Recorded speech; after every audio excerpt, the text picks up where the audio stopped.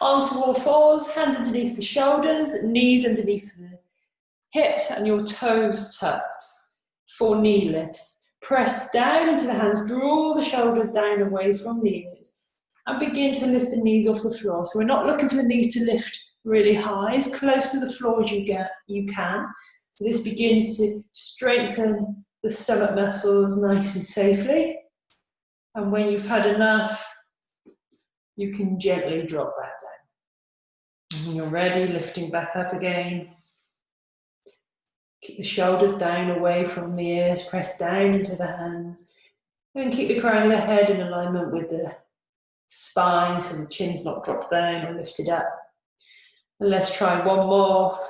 Lifting the knees, breathing, and releasing. If you have any wrist issues, if my right wrist is a little bit tender, you might have the forearms onto the mat. Tuck the toes, and then it's the same manner, lifting the knees. Not quite as effective as the hands under the shoulders, so if you can do the hands under the shoulders, do that. But this is a great alternative for you. If you do have any blocks, or I don't even know if they're around anymore, yellow pages, you can have them underneath the arms. So then a little bit higher up.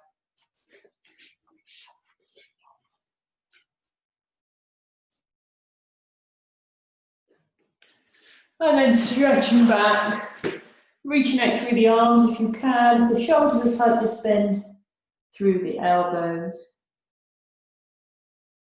And you might feel a rotation of the wrists will be quite nice.